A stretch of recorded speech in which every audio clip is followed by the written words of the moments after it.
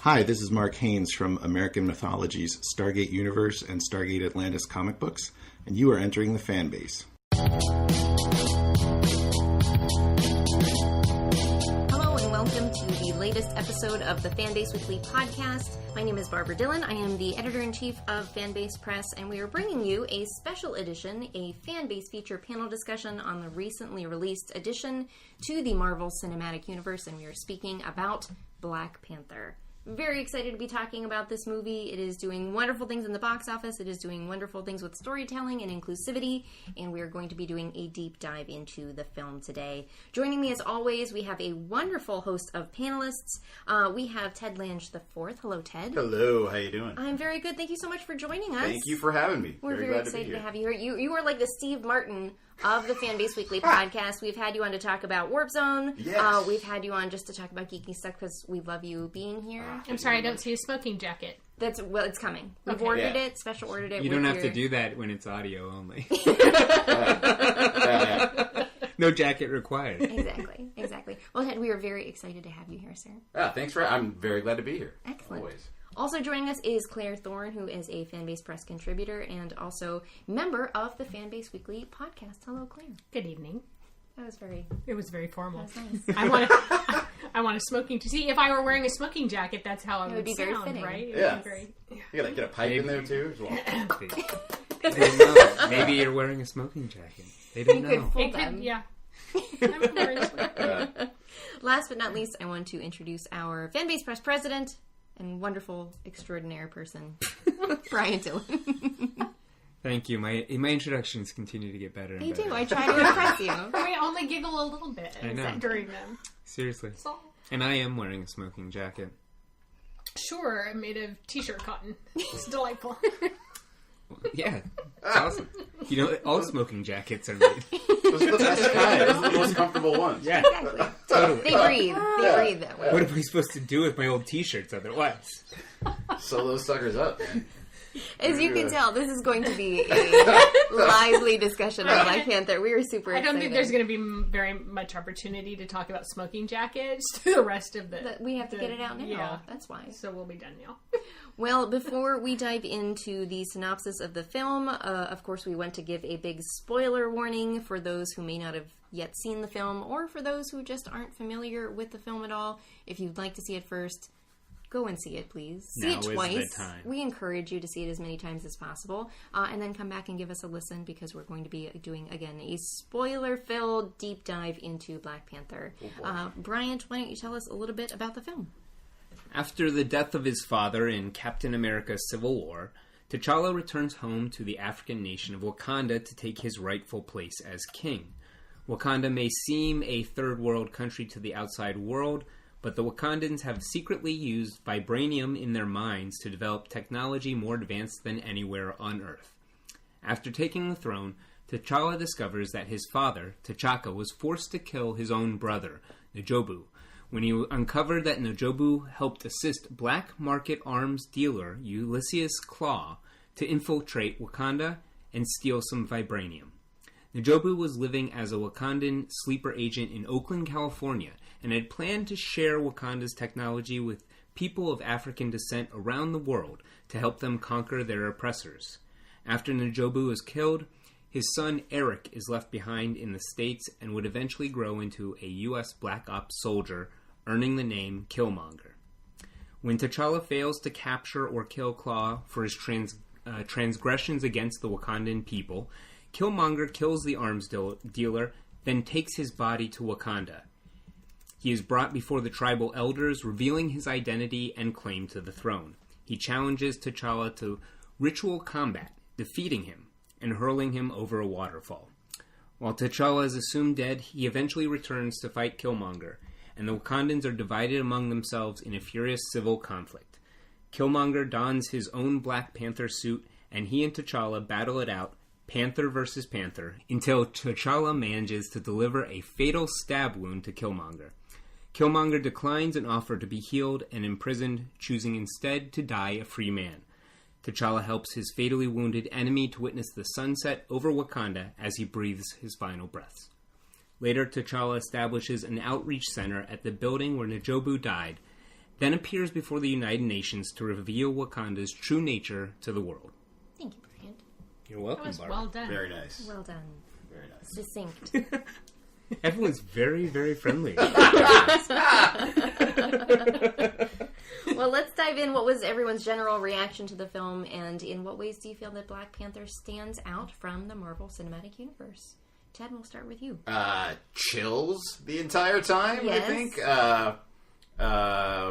I was extremely hyped the entire... I really enjoyed it. You know, I enjoyed the trailers. I saw the trailers. I was like, holy shit. Trailers were great, You know, yeah. this is going to be awesome. Yes. And then, the movie itself, I mean, look, like, I've been wanting to see, like, sort of black heroes on screen since I was a kid, and, like, I'm sort of had to, like, sort of make do with what's out there. You get your Landos, you know, you get your, I don't know, deep cut, your Mantis is. I know Your Mantis. Manti. Yeah. What is that? What your Mantis is? We'll go with Manti. Yeah.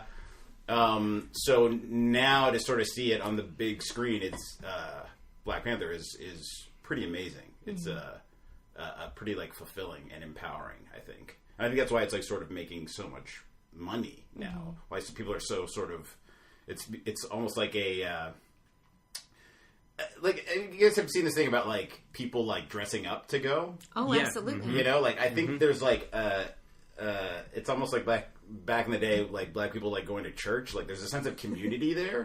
You say that, and I have to give a small anecdote of being in the ArcLight Theater, and there was some folks who showed up and sat in the very front row on the floor, seats right in front of the screen, dressed up. And when it was over, one of the gentlemen that was with them in this group stood up and started talking to the group. And we couldn't hear what he was saying, but it was very much like we're having a small prayer meeting after the movie is over. It was very interesting. I think it's like a sense of community. Like it's like we're sort of seeing ourselves on the screen for the first time, and I think comics tend to be a religious experience anyway. Like I feel like when you go to Comic-Con, there are people there like that have the same kind of fervor that like I don't know whatever religion Yeah, definitely. they sort of share that, and like it's why people get so hyped up. It's why people get so like angry online and whatever about it. Like they have a personal connection to it, to something outside of themselves. So I think it's just an extension of that, But yeah, I was into it. I thought it was great. People keep talking about this film as a cultural milestone or a cultural event, and what I find really interesting about that is sort of looking back at other times that films have been referred to that way. Star Wars, when it was very first, A New Hope was released, was seen as a cultural thing that brought people back to the theater and sort of out of the cynicism of the time.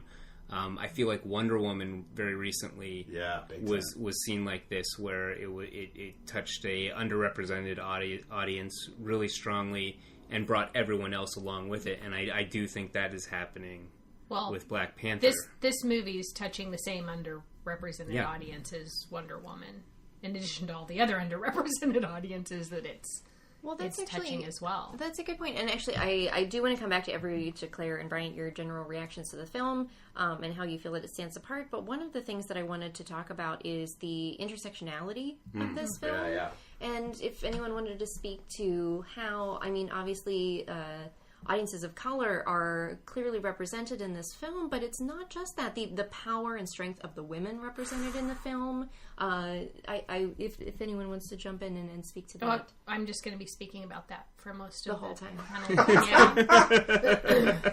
Okoye. Oh my. I'm sorry. I'm a little bit in love. Do it. Go for it. Wow, she was good. Wow, to have a woman, and she's we can spend all the whole panel discussion just talking about the female characters, because for once in a movie there was such a deep bench of well realized, thought out, independent, with their own agency female characters in this movie, to the degree that I almost kind of worried that T'Challa in particular got a little bit eclipsed by them. And I don't know that it's the worst thing in the world that the central figure of a movie might be a little bit outshadowed. Sure. And I don't think they handled it badly. But there are so many interesting characters in this movie, and so many of them are women, and they are not there just in service to the plot of the central male character. They're there with their own issues and discussions and abilities, and the fact that you get Okoye, who is clearly better at doing most things than T'Challa. She shows up in a room, she assesses it better, she knows what to do. And there's no question about him looking to her and utilizing her skill set. But she's not defined by any trope that's there. We'll just keep going on. I mean, we're going to come back to these women. I think over and over. I think to speak to that, I think it rather than it overshadowing Black Panther, because I mean, when it comes down to it, like, he's going to have all the moments.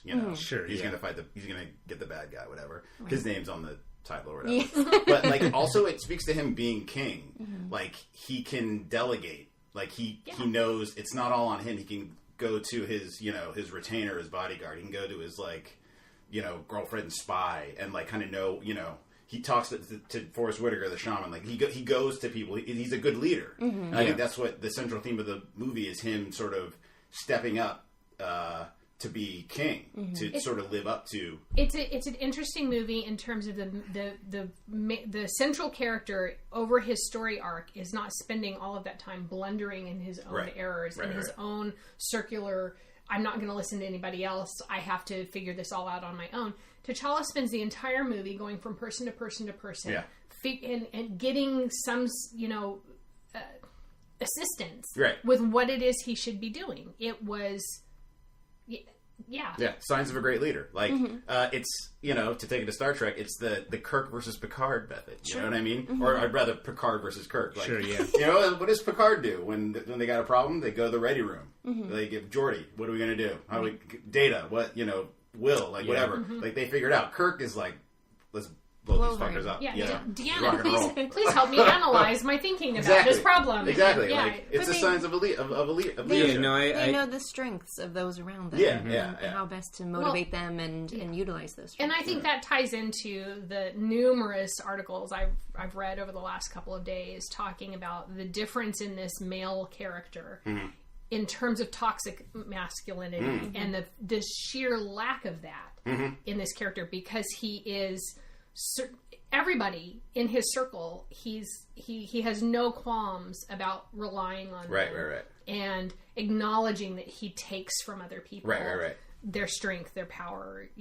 It doesn't have to reside all in himself. And a question again for everyone, but would you say that that's not only the case for T'Challa, but for all of the male cast in the film? I don't think there were any instances, even with regard to the villains, of representations of toxic masculinity or even degradation of women in any way, shape, or form. There's instead a respect, especially for Angela Bassett's character as the queen and the mother of T'Challa. I feel like even there was a difference from M'Baku when they went to his area of the kingdom.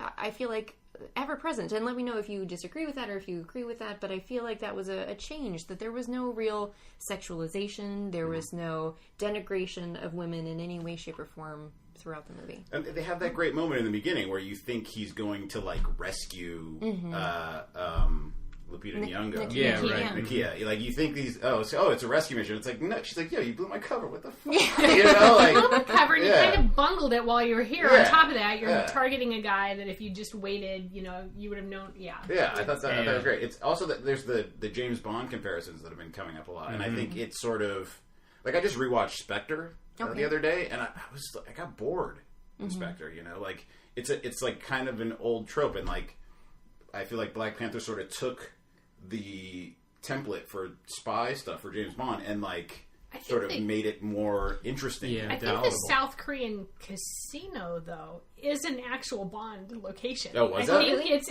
I mean, that I would swear that is the same exact building that's in a Bond movie. I don't remember which one. I just thought it was cool, like where you have Moneypenny. For 60s Moneypenny's just behind the desk. And they kind of update it in these new ones. Like, she's kind of like, the tech, like, on the line or whatever.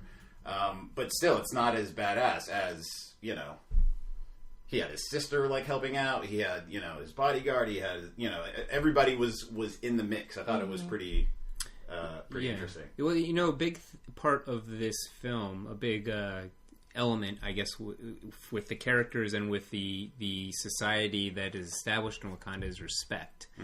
Whether it's respect for the people that you're working with, or respect for, as we see, the people that came before you. And I agree a lot with what you're all saying, not only about the film, but about the representation of a male character that doesn't have that toxicity.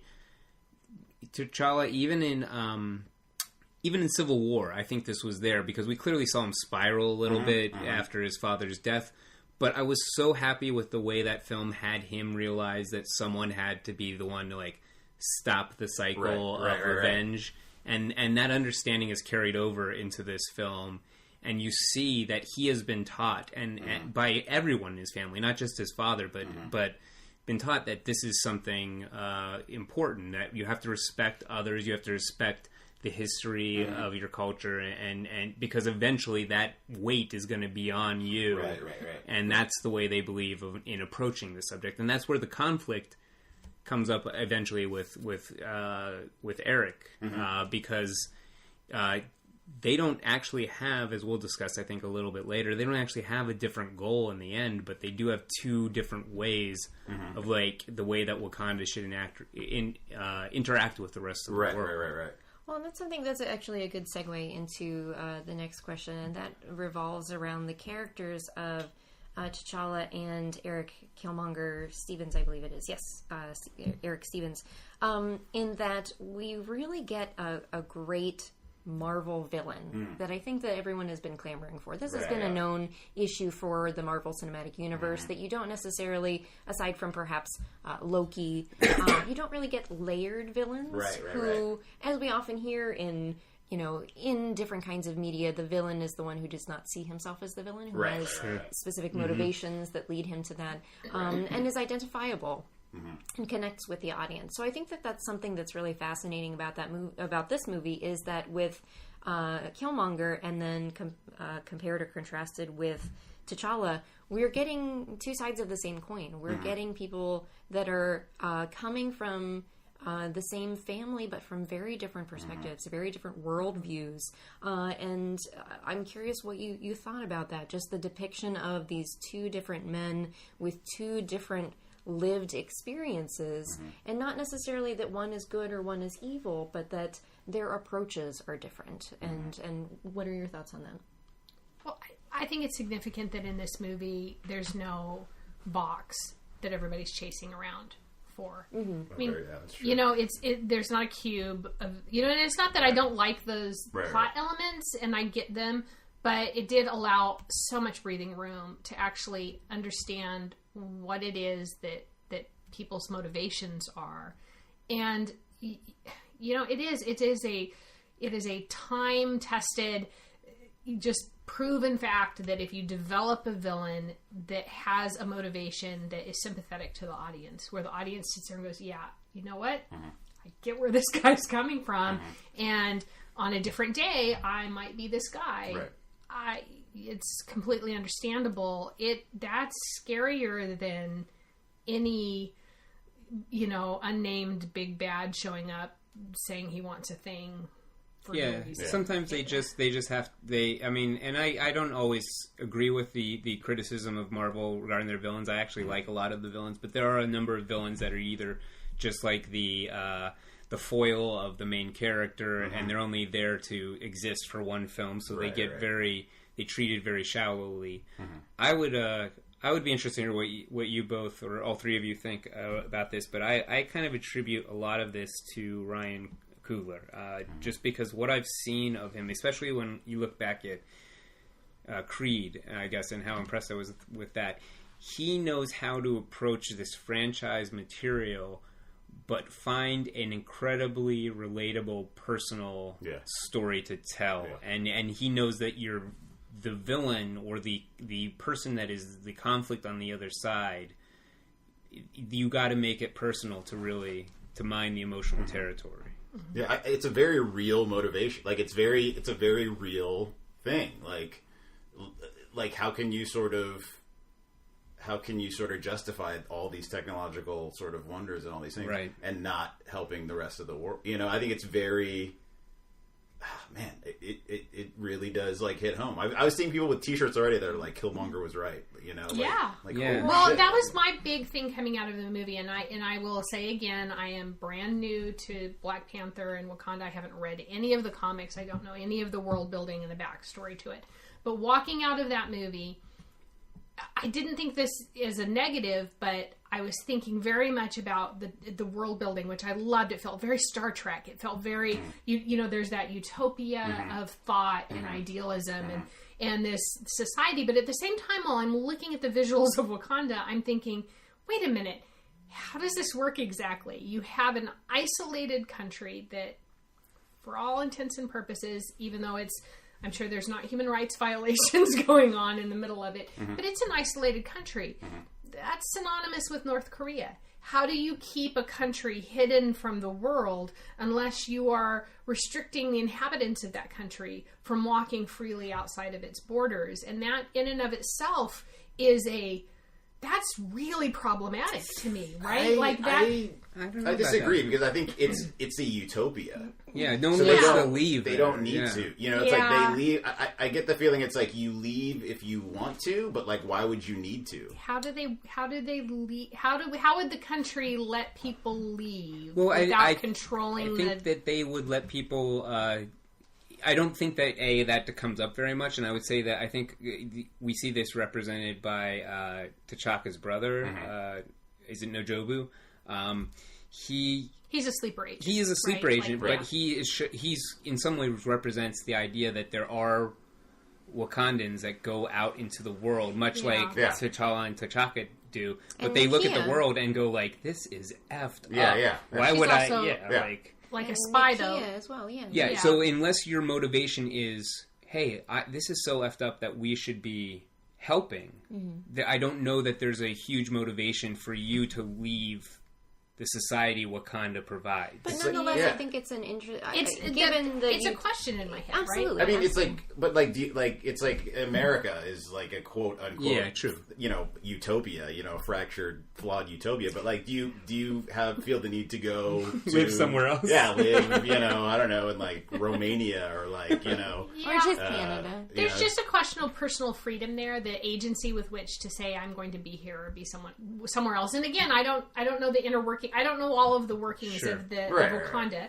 The other question is that, okay, you know, we've developed this technological utopia, yet it persists as a monarchy, a blood, you know, it's the line of succession goes down through bloodlines and or, you know, with benefit of ritual tribal combat. But it's still a monarchy, and I just bring those things up because in a lot of ways those are kind of competing ideals, right? The economic utopia versus a monarchy, and I'm not saying it couldn't. It just that's part of the world building. I want to know more about in Wakanda. England is a monarchy too. You know, I mean, it's like it. A monarchy doesn't immediately. I agree that hearing more on it, but yeah, I also kind of. I think I know what you're about to say, Ted, but I believe that like a monarchy doesn't, especially in fiction, doesn't immediately make it evil or unjust. And I'm not in any way implying that I think that it is evil by virtue of being a monarchy. I'm just very interested. I think they built an incredibly multifaceted world that brings up a lot of questions for me about, okay, well, how do all these things work? Is there a group of people in Wakanda, you know, like, you know, kind of pushing the government for democracy? Well, maybe they could be. I think all right, here's my thing is I think that the big difference, and this is something that sort of goes into Afrofuturism, we're going to talk about it later, but the big difference is colonialism. Like, colonialism is a scar on the world, and it's sort of perpetuated by, you know, whatever, the Dutch, the British, whoever, the French, and they felt the need to go out and conquer the world. This is a civilization that had everything they needed where they were, so they decided to stay where they were. And I think that sort of speaks to sort of what you're saying. I from what I've read in the comics, I think there's sort of periods, just because it makes for good stories, of political unrest. Sure. Yeah, there in is certain story arcs, but I don't think it's not within the comics. It's not a dictatorship. It's not a authoritarian, right? Regime. Yeah. It's not like sort of the weird, sort of corrupt, whatever things that you see, sort of in whatever nations. You know what I mean? Yeah. It's a utopia. And that's actually a big sort of theme in Afrofuturism, is sort of Black people sort of building a world. And a thing about this is that it exists outside. Slavery is not a part of the discussion, and it is, but it doesn't define the world. Whereas everywhere else on Earth, it's a part of the. It's something we live with. It's not something they live with. Yeah, well, and I think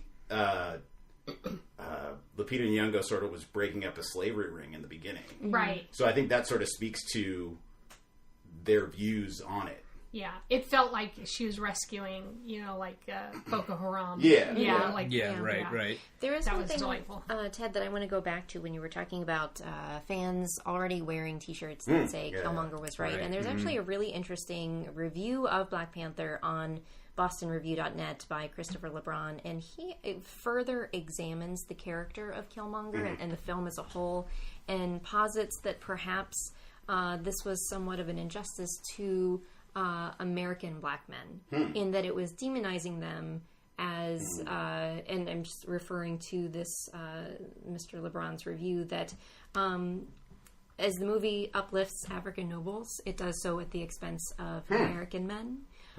Because although Killmonger had gained all of this knowledge and all of this ability and tactics through the military training that he received, when provided with the opportunity to seek the throne and to do good and to advance people all over the world, instead it became this inner city gangsterism. So definitely an interesting, again, it's on bostonreview.net. It's a different perspective on the film, but I'm curious what your thoughts are on that. I disagree, because I think there's nothing real, there was nothing to me about him that was gangster. The thing to me about him was he was American government, trained killer. He did not seem freaking straight out of Compton, Boys in the Hood or whatever. That I think would be sort of a weird fucked up stereotype. This was a guy that was trained by the CIA that knew how to sort of disrupt governments. That's not. That's an American thing. Yeah, and he was Americanized. He was Americanized, but I don't think. Yeah, I disagree. Okay. I disagree. I read an interesting piece. I didn't include it in the questions we were discussing, but it referred to this this review, and it's on The Root if people want to check it out. But it was talking about a number of individuals kind of coming out, critics, some movie goers, basically saying that they feel like essentially that there's something subversive about Black Panther because it's anti-revolutionary, and the message that Eric is trying to change the world through revolution. The idea of turning that, making that seem negative, was the core of this argument, and the piece on The Root argued against it, saying basically this isn't about the goal. They have the same goal. It's about the methods, and then I think an easy way to think about this, and it's not to say who's right or wrong. I think everyone can have an opinion on this, but it reminds me of conflicts very similar to Professor X and Magneto. They have same goal. They're trying to rid they're people of oppression. But it's all conflict about, like, how do we do that? What future what action provides the future that we want? Right. I have two thoughts about Killmonger. Number one, I mean, it's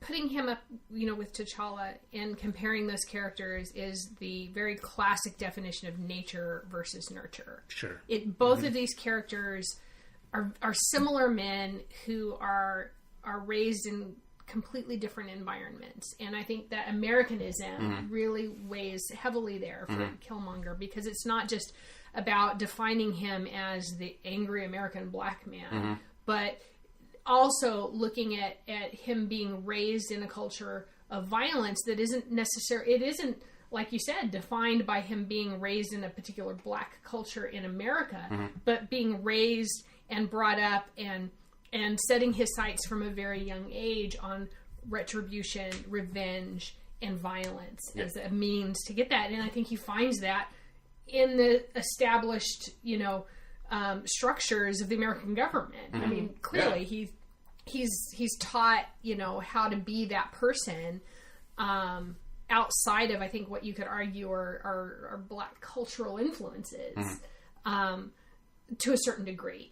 I also think it's really interesting that kind of he suffers from I don't know if he suffers, but his character is brought to us by what is typically a problem for women in movies like this, where you have one, man who is representative of American black men. You get one of them, and his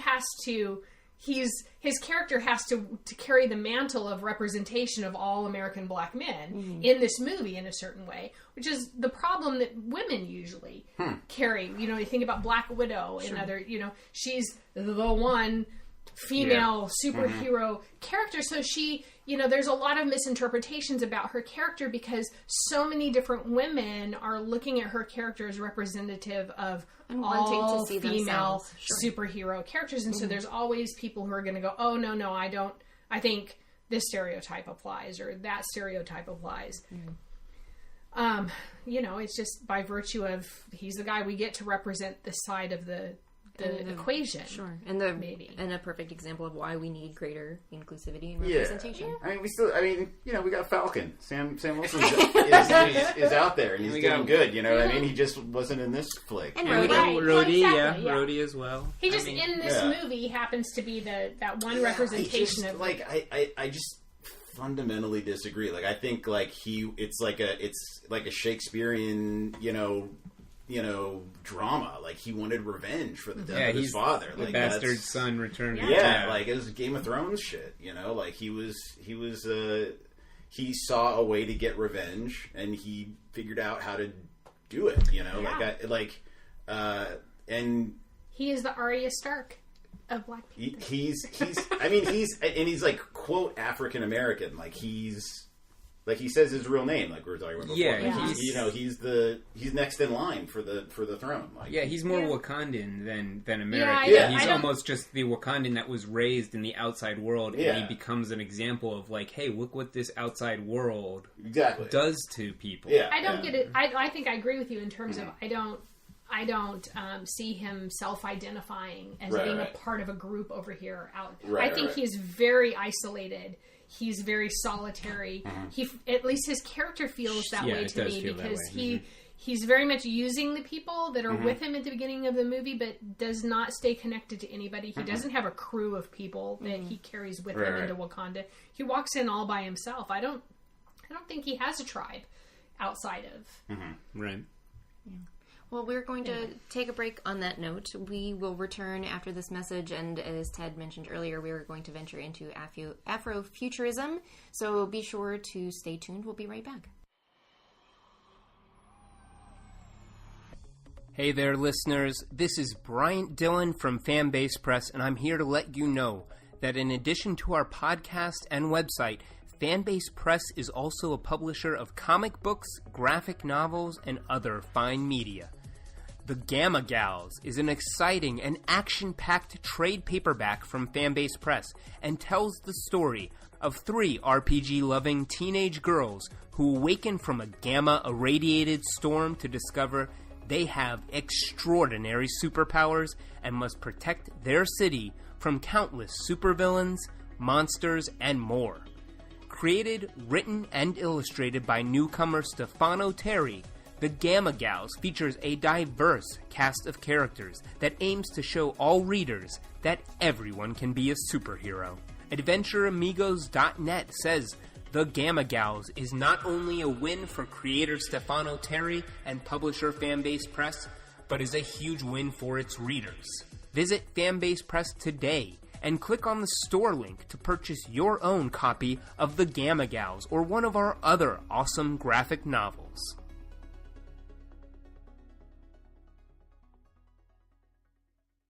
Hello and welcome back to this episode of the Fanbase Weekly podcast. We are doing our Fanbase Feature panel discussion on Black Panther, the newest addition to the Marvel Cinematic Universe. And as mentioned before the break, we are going to dive into Afrofuturism. There's a lot of conversation regarding Black Panther and its use of contributions to the concept. Wikipedia defines Afrofuturism as, quote, a cultural aesthetic, philosophy of science, and philosophy of history that combines elements of science fiction, historical fiction, fantasy, Afrocentrism, and magic realism with non-Western cosmologies in order to critique not only the present-day dilemmas of Black people, but also to revise, interrogate, and re-examine the historical events of the past. Ted, I know that you recently, in honor of the opening of Black Panther, shared some thoughts on Twitter regarding the concept.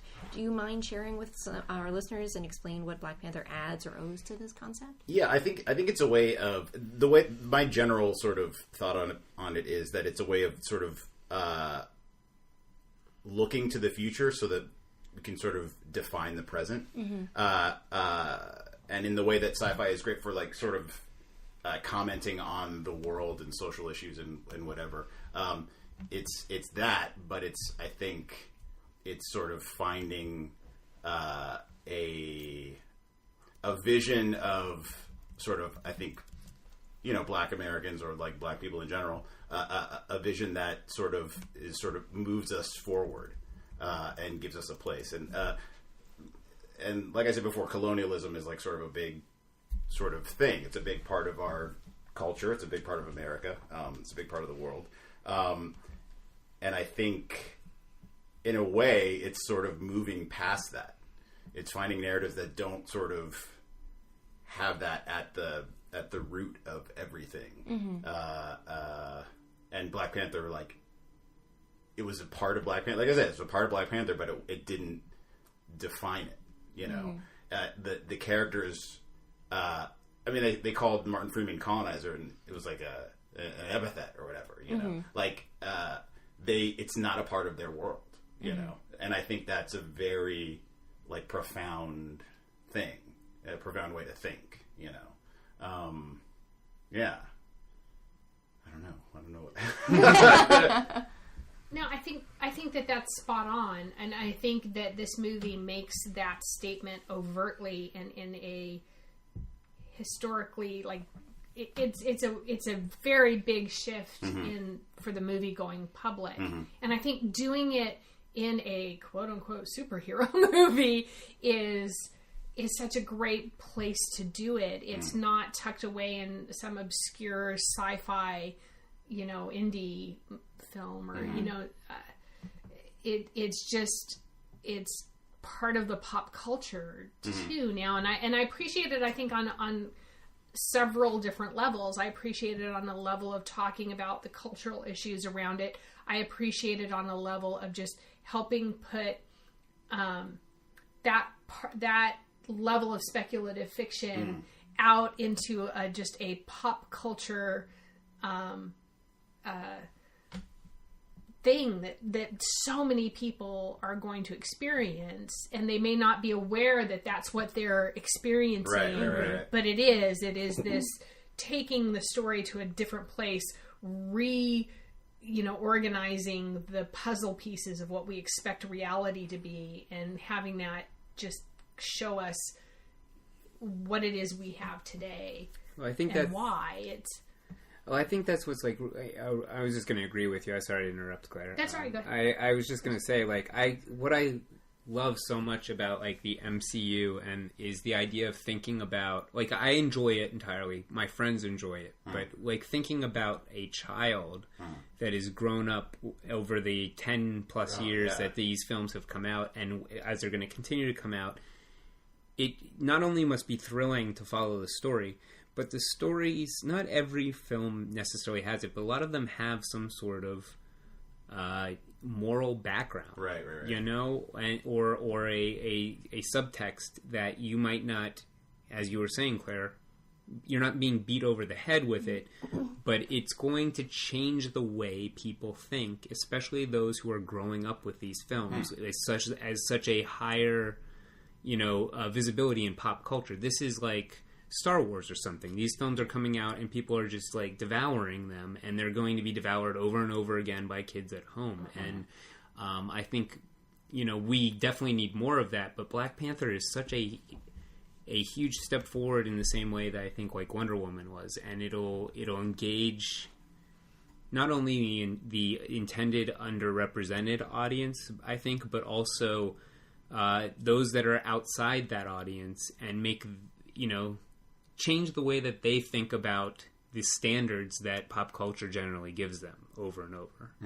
Well, I think that in addition, just to go back to the concept of Afrofuturism, I mean, from its initial beginnings, I mean, some people think that Invisible Man by Ralph Ellison was the start, even though it wasn't necessarily depicting a future that was more idealized or non-affected.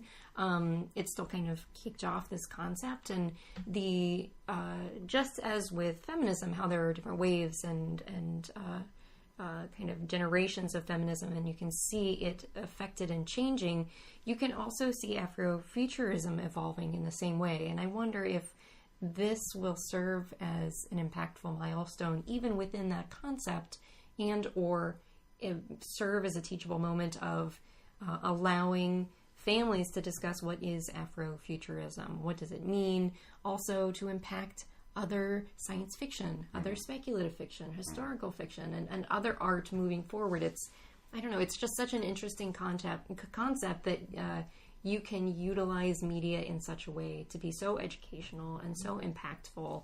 And as we see a rise in science fiction as a genre within entertainment, I wonder how that will also impact Afrofuturism and its application to media as well. I mean, I think now it's kind of like a flag sort of being planted down. Like this is huge. It's huge. Like I think before, the biggest. I mean, there was sort of Sun Ra. It's like like music is really like, I think the main conduit for it in the last few decades. So you get like Sun Ra. You've got like Parliament Funkadelic, we were talking about earlier. Erykah Badu, Janelle Monáe. You know, like there's like these things that, but it's like those are at the very, like, they have narratives, you know, and I think is a big part of it. Deltron 3030 is another one. That, Janelle Monáe could be Storm. She could. Angela Bassett. We were just. Oh yes, I know. I understand. That would we were be talking weird. earlier about. That's like it's getting. Edible. I know, but she should have. That's very incestuous. In hindsight, she clearly should have. For those of you who weren't here before we started the panel discussion, Barbara was expressing her need for a Storm. Anyway, I'm sorry, Ted. That just a side note that reminds me of back in the day. Even Wizard magazine used to have like they would like. The perfect cast for like the X-Men movie. I really sit around with my friends. We said like Angela Bassett as Storm, just to date myself. Michael Biehn as Cyclops. Okay. Oh wow, that would make Mike Cyclops a lot more interesting. Like now he's probably be a little too old. Too old now. But back in the day, I'm talking like Sure, like 94, 93. That's a good one. You know. Anyway, that's Rutger Hauer's Magneto. Oh wow! Anyway. This is a pretty big moment, I think, for it. It's because it's a giant mainstream. It's like Star Wars, like you said. It's freaking Star Wars. Like Star Wars came close. I feel like with these new ones, but I think it was certainly awesome for like females. Right. Yeah. Finn, I feel like is close, but not. It's not at the same. It's not the same. It's nowhere near Black Panther. Yeah. Like Finn didn't really get hero moments. I feel like every time he was about to have a hero moment, like something happened. Like I feel like I mean, not to completely divert the conversation into Star Wars. I feel like the thing with Finn is I feel like and maybe a lot of audiences bond with John Boyega and the charm that he brings, but Finn, the character himself, isn't much without John Boyega's natural charm and charisma. He hasn't been given a lot to do yet, and hopefully by the third movie, the last film, they'll give him something. He finally gets his moment. And like you were saying in this one, like in Black Panther, everybody gets a moment. Oh, yes. Everybody gets a moment. Yeah. And everyone is like that. You love... I mean, I don't know if there was anyone that didn't hit you this way, but this cast is so impressive. Yeah. Every character is so engaging. There's not a character where you're like, okay, wait, I want the other character to come back. I want the scene to move on. It's interesting because I have heard some people talk in kind of negative terms about Martin Freeman's character in the movie, and I kind of gave it some thought, and I'm like, well, yeah, he's a little bit throwaway in a way, but I have to but I think my reaction to him, I think, is a bit more profound now on thinking about him a little bit more, and I think it's because they call him out as the colonizer, right. And he is. And there was a moment in the movie where I leaned over to my husband. He probably wished I was shutting up, but I leaned over to my husband, and I don't remember where it came, but I was pretty dead set on thinking that Ross is behind all of this. Because he had a connection and he knew who Killmonger was, and I could see him being a facilitator to helping this guy rise, and that he's got some nefarious plan to be the colonizer and come in and steal from Wakanda and take it over. And I was pretty sure that's where the story was going to go. And I have never been more grateful that they just let him be an okay guy. He's not there to fix anything for anybody entirely, but he plays his part, and he just seems to want to be there to help them and be a good guy. Like he's a decent representative of, and I was really appreciative of that we didn't have to have that knee-jerk character, I guess. I will say the most impactful moment for me, just to briefly discuss Martin Freeman, because I adore him, was I felt like I geeked out because I got more of the Watson Martin Freeman, because I was so excited that, like, the war veteran in him got the opportunity to, like, work through his PTSD and have the opportunity to, to save the country and not allow the weapons to get out. So that was geeky Sherlock Martin Freeman to me. That's nice. I wasn't thinking about Watson in this movie at all. I was too overwhelmed with Bilbo and Gollum being in the same room together. He was the sidekick. Like it's like, and he got a hero moment. It was great, but like usually in most like superhero movies or whatever, there's a black dude in it. Yep. Like he's like Rhodey, he's the sidekick. You know, you're talking about Falcon. Like Falcon was the sidekick. Like this is a flip. The thing about Coogler, he flipped it all, and he made the white dude the sidekick. Like it was very interesting. Like T'Challa wasn't like beholden to him. It was very. I don't know. I thought it was cool. I thought it was pretty great. I agree, and I mean, I think there are ways that you can look at this film and say, "Oh, it could have done more here. It could have done more here." The way that you can in any film, but I feel like at least for me, when I look at this film does so much. It's right so many times from scene to scene to scene that like I struggle to take a lot of criticism about like, oh, this should have been served better, or that should have been served better, because I'm like, they told an impressive story with an ensemble cast, and everyone had moments. I loved every character. There didn't feel like there was any fat on this film. It seems like it was everything it needed to be. And if there are things that remain unexplored or need to be rounded out more, I really have faith that as the MCU goes forward, that will happen in either other Black Panther films or these other films where the characters pop up, much like they've happened for other characters in the MCU. This is going to speak to how many hours of Olympics I've been watching over the last week and a half, because I'm going to talk about this in terms of figure skating right now, and I apologize to everybody, but for me, there's certainly there are elements of the movie that I look at and I think, well, that there are technical things that weren't necessarily the best. I don't think. I kind of think that the CGI was a little weak. I don't really think I got really good Black Panther visuals when we were in action scenes all the time. And I think for some reason, I don't know if it's just the way they were doing the CGI for his suit or whatever it was, I was overwhelmed by the action sequences with the women, but underwhelmed for him somehow. And but again, going back to the figure skating, it's like being a figure skating judge and knowing that, I've got these little technical dings that I'm taking down, just, a few points here or there, because I noticed some stuff and there were a few plot points where I'm like, okay, well, whatever. But so they're like a 9.8? Yeah, okay. But the thing is that Black Panther as a, figure skater out on the ice, its program was so technically superior to everybody else's that they were working off of a base score that is, 25 points up from anybody else on the field. So you can take off little, bits here and there, but it's still, far and away just, if it was a figure skating performance that we haven't seen before on so many different levels. I want us to, because we're getting towards the end of the podcast, I do want to look ahead towards Black Panther's impact in perhaps creating future milestones within the MCU. Do you think that it's a possibility that we could see Black Panther, T'Challa, becoming the de facto leader of the group? Obviously, there's been a great deal of discussion that Robert Downey Jr. cannot be Iron Man forever. Perhaps where did we hear this? I feel like we heard this theory. We did, recently. but I'm positing it to our panel because it's an interesting discussion. It is. I'm sorry. My memory is not the best, I guess. That's fine.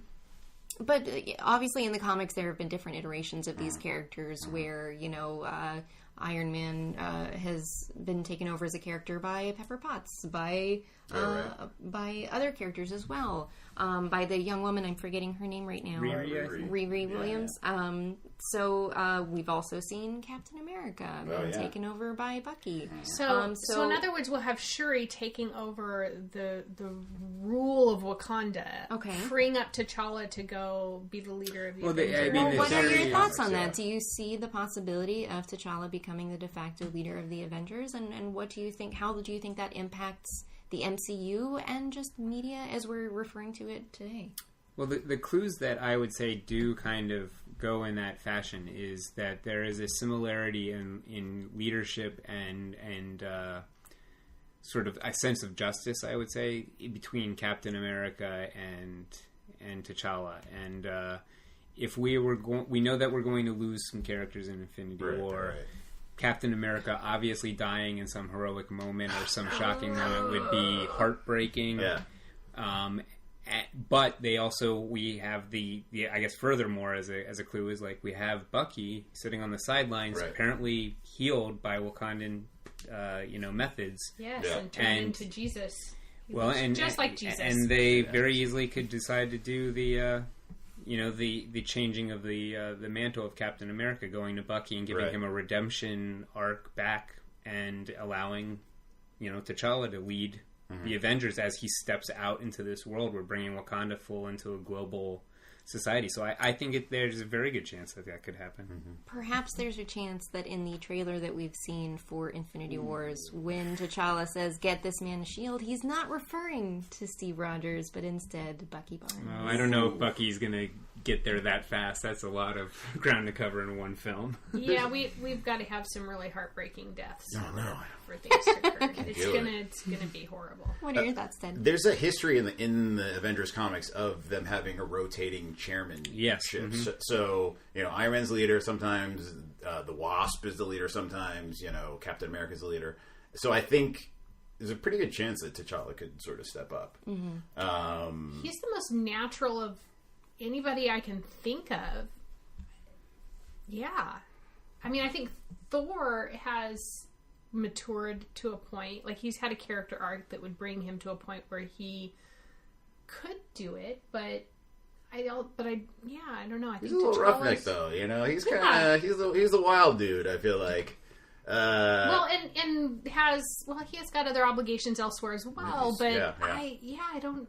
It feels like, weirdly enough for me, it feels like the leader of the Avengers has to, and maybe I'm being incredibly prejudiced here, but it has to be someone who lives on Earth, and because it's such a how anti-Asgardian of you. Well, it's very about the defending the Earth, and as Thor is a member. He cares about Earth, but he also has a lot of other obligations that can't keep him stationed on Earth. It's true. Very continuously. So, not that he couldn't be the leader. I just feel like when they're looking at the MCU going forward, it seems like they would struggle with telling Thor stories if he had to be the center point of the Avengers. There's also the Al Ewing Ultimates run where it's Black Panther, I think Blue Marvel, Captain Marvel, and a couple other people, Miss America, where they're not quite the Avengers, but they sort of tackle like the big cosmic problems that are immediately threatening the Earth. So that's sort of a precedent there. It's not exactly the Avengers, but Well, let me ask you guys this, just because going off some other like buzz that's going on. I mean, Kevin Feige has said that Spider-Man Homecoming 2, or whatever they eventually title it, is going to sort of be a start of an entirely new chapter for the MCU. They're going to kind of close the story that they were telling now in these 2 Infinity War movies.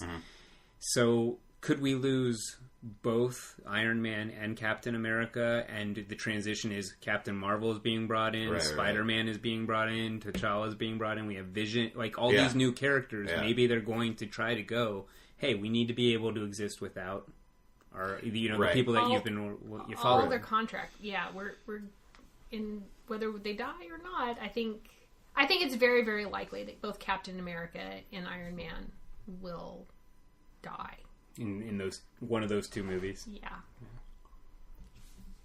Depends on how much money they want. Like, I always come back. Well, I agree with that. Everybody I can come back. Yeah. We live a in year a or 2 down world the where road, everybody can come back they'll all be like, the time. hey, you know what? You're getting bored of Avengers? Captain America's coming back? Yeah. Well, as we look ahead, not just to Infinity Wars, but to future Black Panther films, is there anything you would like to see further explored in the next movie, or characters that you would like to appear?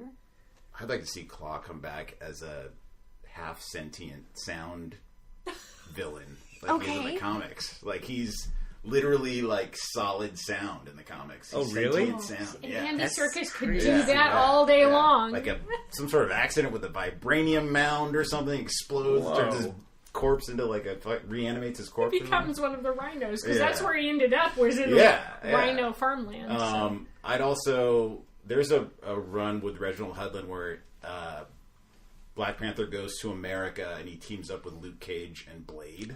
Oh my and gosh. Brother Voodoo. I would really like to see. How awesome would that be? Bring Wesley Snipes back. Didn't he? Come on, like what?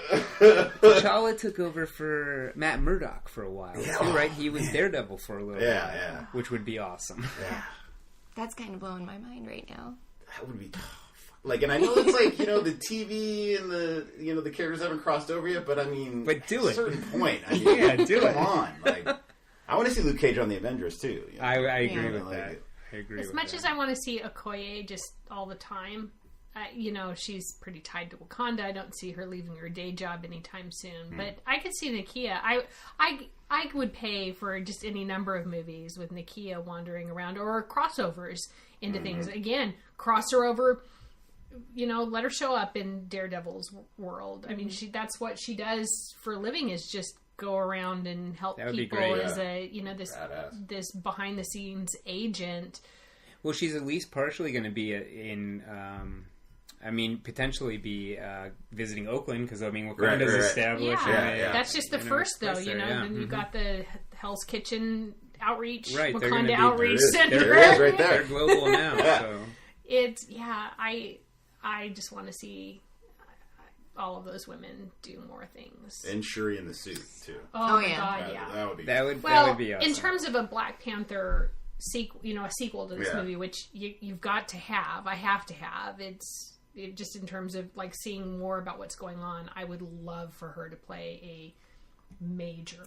Well, and now we know that there's that second ring, so that could. Oh yeah. Well, there's more. I assume that we're going to see more of the what is it, like the blossom or the fruit? Oh yeah. You know, Yeah, I assume yeah. that is going to come back. There's going to be the ability for other people to take on the mantle, and for me, the thing that I would really love to see, I don't know where they would fit it in. Maybe in a random movie where it ties in, but.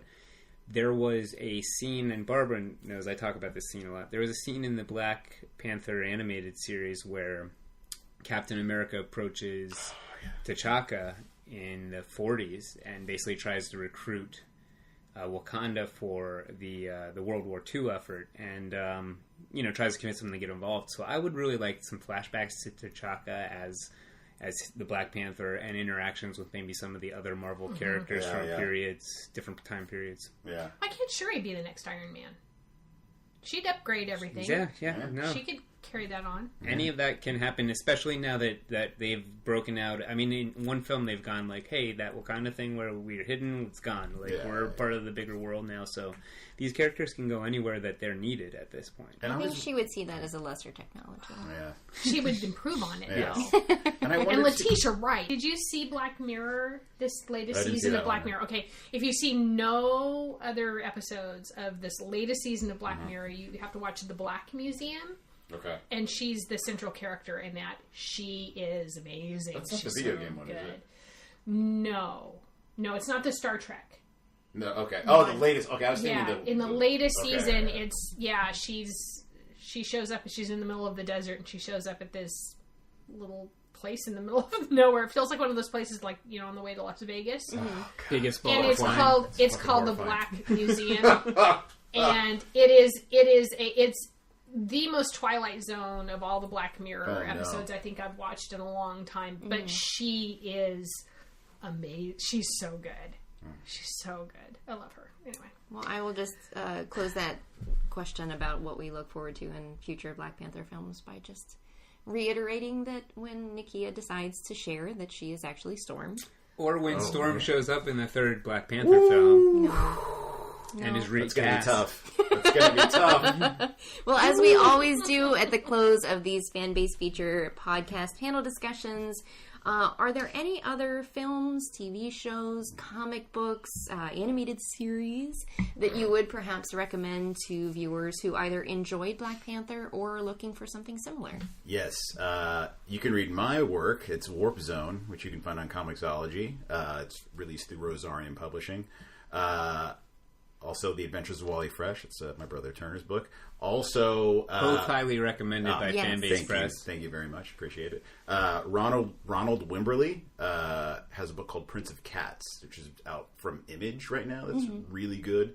Does that have anything to do with the Tybalt reference? That's it. Yeah. Wow. Yeah. I want to check this out. It's a sort of futuristic ninja like Romeo and Juliet from Tybalt's perspective. Oh, wow. Man. It's awesome.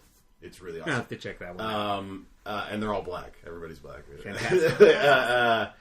There's also a book called Binti. Nady, I don't know if I'm pronouncing her name right. Okafori, I think. I don't know. Look up Binti. Oh. Yeah. Shoot. I know who you're talking about. Sorry, just her name popped up in my head. Yeah, absolutely. Really good. Also, on the movie side, I would say Brother from Another Planet is pretty amazing. Buckaroo Banzai. Yeah. If you kind of watch it and you see. And then Last Dragon. And also, this is kind of like my take, but Dune. Okay. Reread Dune. Dune. Read Dune? Yeah. Not watch Dune. Don't watch Dune. Read Dune, and okay. just think of... Here's my thing, is you can't live on a desert planet and not at least be tan. So, That's fair.